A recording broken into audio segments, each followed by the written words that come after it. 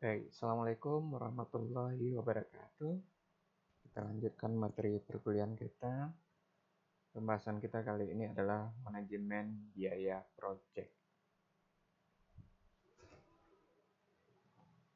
Biaya proyek merupakan seluruh pengorbanan sumber daya ekonomis yang biasa diukur dalam satuan uang, baik yang telah terjadi, yang sedang terjadi, ataupun yang mungkin akan terjadi dalam pelaksanaan proyek. Yang dikatakan tadi bahwasanya biaya proyek itu adalah seluruh pengorbanan sumber daya. Sekarang kita lihat apa itu sumber daya. Nah, sumber daya di sini ada 3. Yang pertama orang. Orang yang terlibat di dalam pelaksanaan proyek. Karena proyek kita adalah di bidang IT, maka mereka biasanya dari kalangan analis, programmer, operator, maupun tester. Kemudian yang kedua, sumber daya yang kedua adalah peralatan. Peralatan ini bisa berupa komputer PC, laptop, smartphone, dan lainnya. Ya, yang lainnya itu bisa aja peripheral, jaringan kabel, hub, dan lainnya. Kemudian yang ketiga, sumber daya yang ketiga material, yaitu software dan hardware yang akan kita gunakan di dalam project.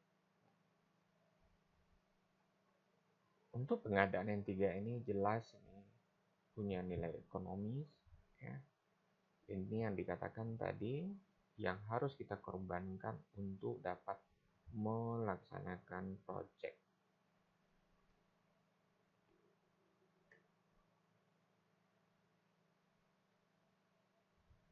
Berbagai hal dalam kegiatan kita juga tak lepas dari biaya, apalagi bagi sebuah project di perusahaan.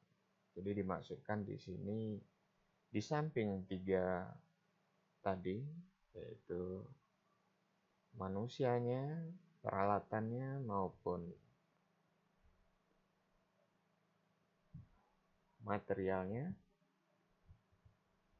ada kemungkinan biaya lainnya nanti yang akan muncul selama pelaksanaan proyek. Seperti izin, ya, itu juga masuk ke dalam pengaruh kegiatan proyek.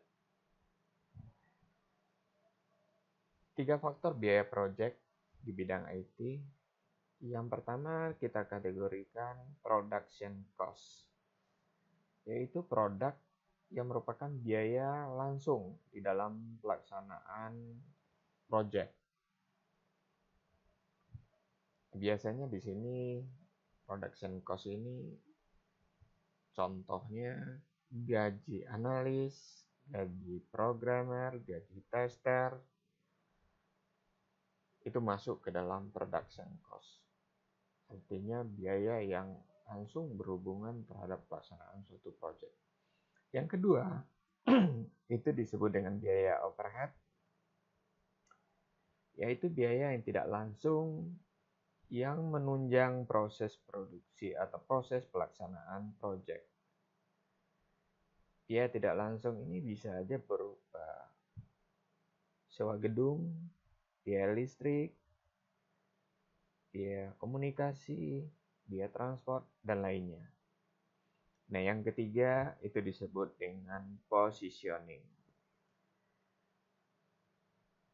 Positioning ini sebetulnya tidak langsung berhubungan dengan project, tetapi lebih kepada konsumen. Bagaimana menciptakan tingkat kepercayaan kepada konsumen.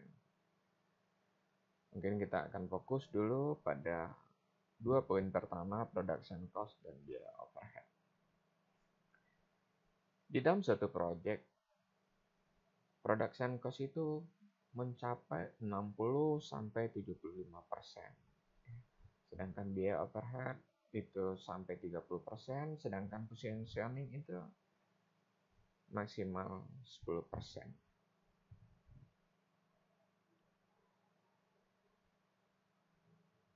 Kita lihat dari production cost. Nah, tadi dikatakan bahwa production cost itu 60%, tapi di slide berikutnya kita menggambarkan production cost itu untuk analis, programmer, tester di beberapa project itu mencapai 75%. Barangkali ini kalau membutuhkan tenaga analis, tenaga konsultan yang memang diyakini ya, keahliannya. Sedangkan biaya pengadaan softwarenya di sini kita lihat software dan hardware 25%. Ini bisa saja naik dan bisa saja turun, tergantung kondisi siapa sih tenaga yang kita gunakan. Semakin ahli, semakin dipercaya tenaga yang kita gunakan, tentu biayanya akan meningkat. Dan demikian juga dengan software dan hardware. Semakin berkualitas hardware yang kita pakai, tentu biayanya akan mempengaruhi 25-30% dari harga project. Sekarang bagaimana menentukan gaji? Ya, tadi kita lihat di sini bahwasanya production cost itu yang pertama adalah gaji analis, gaji programmer, gaji tester, dan tenaga operator. Bagaimana kita menentukan gaji mereka? Pedoman yang bisa kita lihat, yang pertama itu kalau project yang kita kerjakan itu skala nasional atau internasional, kita bisa menentukan gaji tenaga ahli atau tenaga konsultan, dalam hal ini bisa analis, bisa tester, bisa programmer, itu berpedoman kepada Inkindo, yaitu Ikatan Nasional Konsultan Indonesia. Jadi di Inkindo itu sudah ditetapkan berapa sih gaji tenaga ahli ini. Nah, Inkindo itu menetapkan panduan atau pedoman itu setiap tahun. Jadi mereka mengeluarkan buku setiap tahun yang berisi panduan berapa gaji konsultan di tahun tersebut. Tentu saja tenaga ahli yang dimaksud adalah tenaga ahli yang dibuktikan dengan sertifikat kompetensi kerja mereka sesuai dengan bidang dan jabatannya. Jadi mereka punya SKK yang dikeluarkan Inkindo.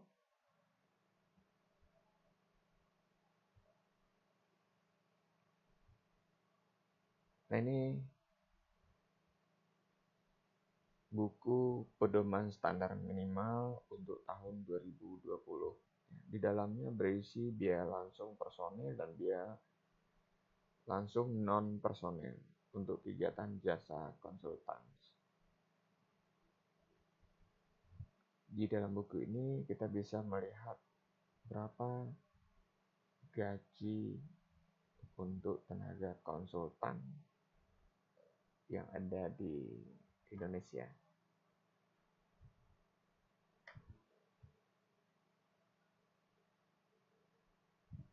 Nah, bagaimana untuk proyek yang skala kecil atau menengah?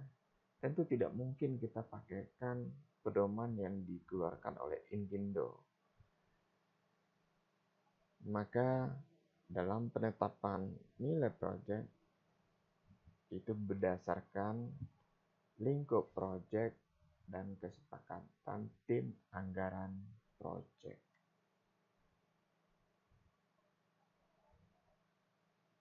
Yang kedua, dari production cost itu adalah biaya software dan hardware. Bagaimana kita bisa mengetahui berapa sih harga software dan hardware itu sendiri dalam kita melaksanakan suatu proyek?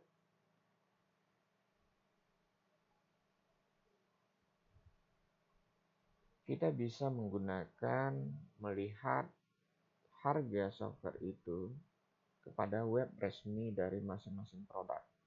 Biasanya harga ini kita naikkan lebih kurang 20% untuk mengcover biaya pengiriman dan perubahan harga.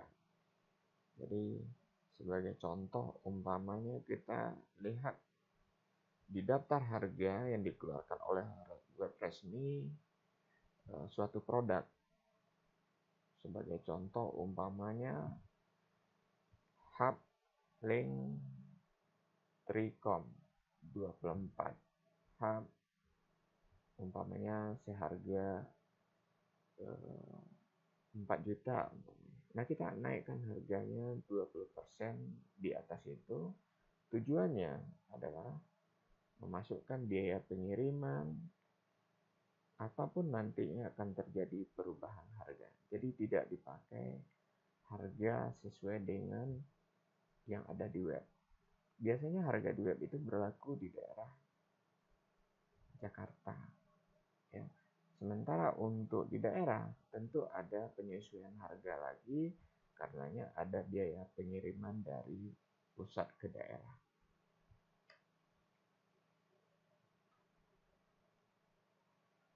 Oke, tadi yang pertama kita sudah bahas biaya production cost atau biaya produksi. Yang kedua biaya overhead, yaitu biaya yang tidak langsung yang menunjang proses pelaksanaan proyek. Ada beberapa biaya overhead. Yang pertama, sewa kantor. Jadi kalau kita melaksanakan proyek pasti kita butuh kantor. Yang kedua, kita butuh furniture, peralatan kantor. Yang ketiga, kita jelas butuh listrik ya, di dalam kegiatan. Dan keempat, transportasi atau kendaraan operasional. Yang kelima, kita juga butuh biaya komunikasi, bagaimana kita berkoordinasi dengan stakeholder. Dan yang keenam, itu adanya biaya entertain, ya. Mungkin jamuan atau service terhadap customer. Biasanya biaya-biaya ini muncul ketika dalam masa lobby untuk mendapatkan suatu project. Nah, ini biaya overhead.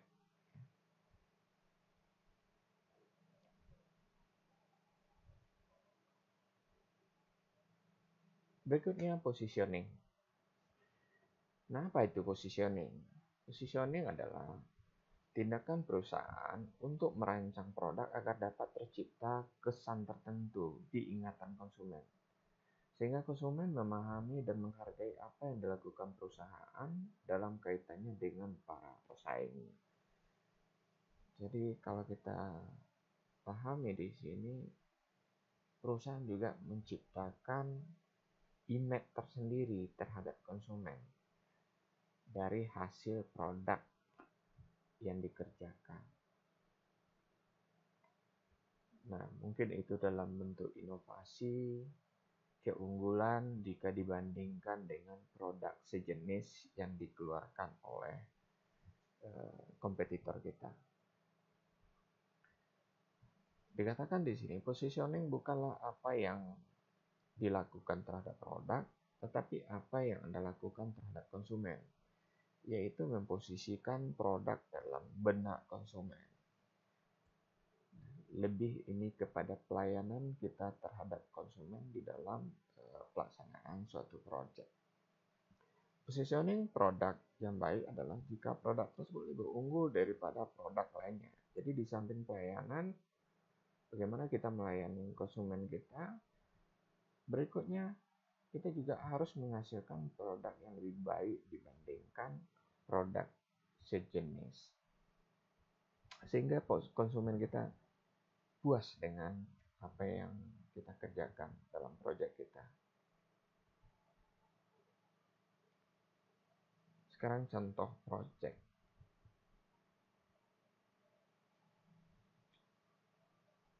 Ini biaya-biaya yang muncul di dalam suatu perusahaan, dicontohkan.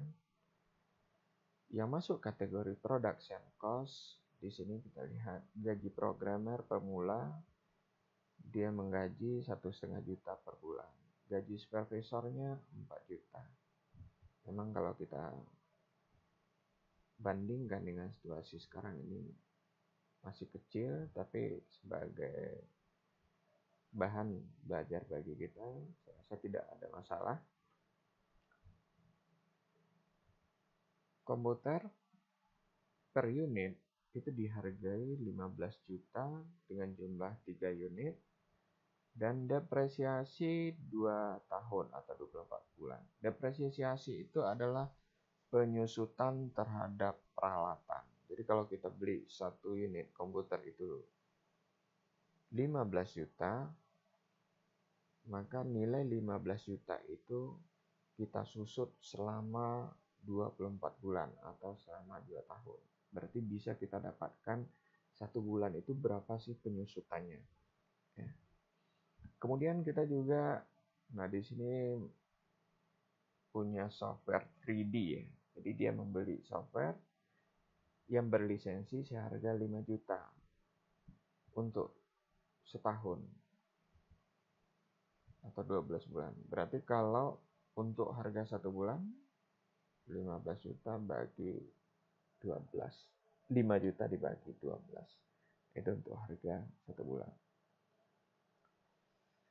Sekarang kita lihat biaya overhead. Sewa gedung di sini untuk 2 tahun 40 juta. Perbaikan gedung atau biaya perawatan 5 juta. Biaya furniture 10 juta dengan masa depresiasi 5 tahun atau 60 bulan. Gaji sekretaris kantor atau gaji karyawan kantor 700.000 per bulan. Gaji office boy 300.000 per bulan. Listrik 1 bulan itu 1 juta dan air per bulan 300.000, telepon 500.000. Kemudian transport 1 juta per bulan.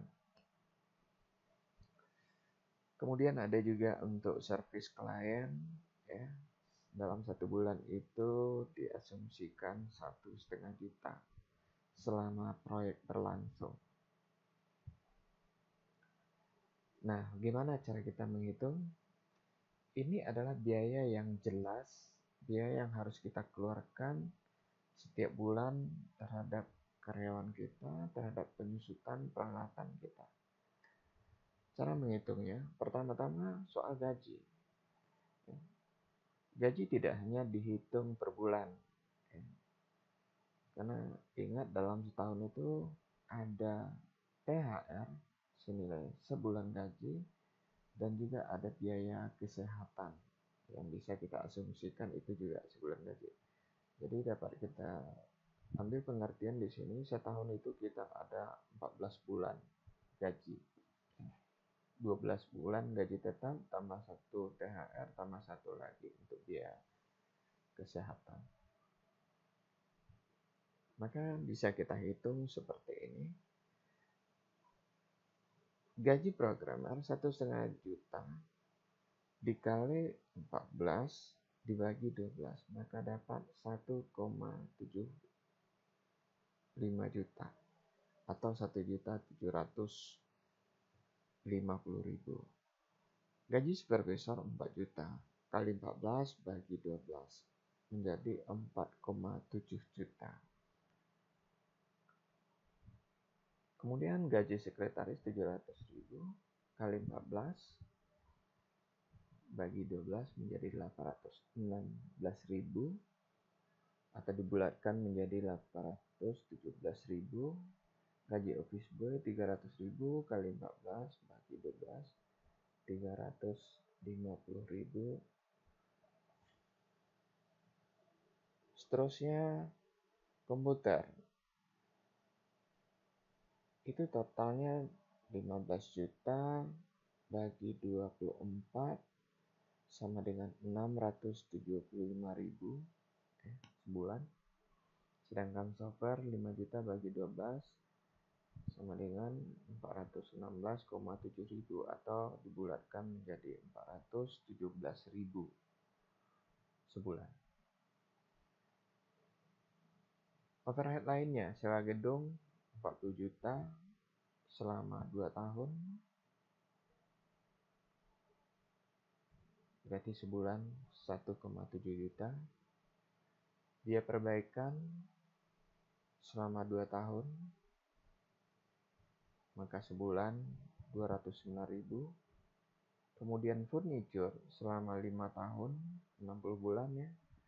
Berarti sebulan itu biaya furniture kita 166.000,7 atau 167.000. Sisa lainnya yang bisa diperkirakan per bulan tinggal kita jumlahkan.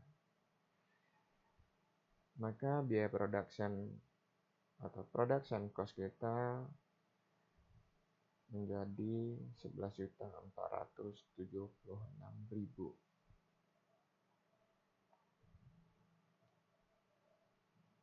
Kemudian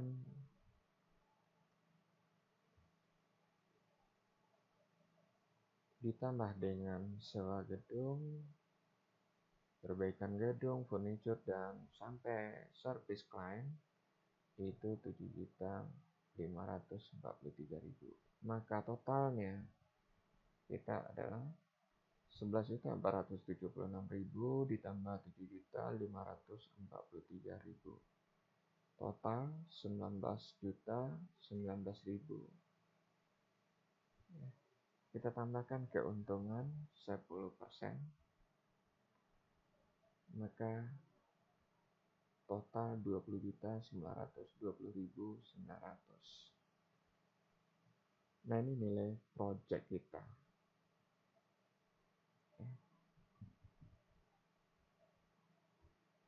Dikatakan di sini, inilah hasil perhitungan basic kita dengan berpedoman kepada biaya bulanan perusahaan. Jika perusahaan mengerjakan proyek yang bisa diselesaikan dalam waktu 1 bulan, maka biaya proyek minimal adalah 20.920.900. Artinya, kalau nilai proyeknya di bawah nilai ini, maka sudah bisa dipastikan perusahaan mengalami kerugian atau tidak tertutup biaya mereka untuk biaya operasional perusahaan, gaji dan sewa gedung, listrik, dan sebagainya. Ya, tentu saja perhitungan kita tadi itu masih sederhana karena masih banyak faktor yang belum disebutkan. Pada pelaksanaannya kita semua harus sangat hati-hati dengan hidden cost atau biaya yang tidak terduga, biaya yang tidak terlihat yang belum kita masukkan. Dan kalau salah perhitungan, tentu sudah bisa dipastikan perusahaan akan rugi.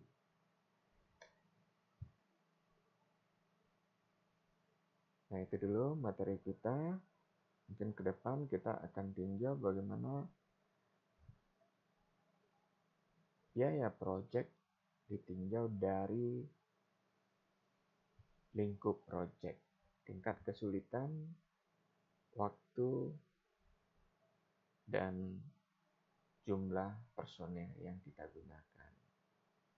Untuk pertemuan hari ini kita cukupkan demikian dulu. Saya akhiri. Assalamualaikum warahmatullahi wabarakatuh.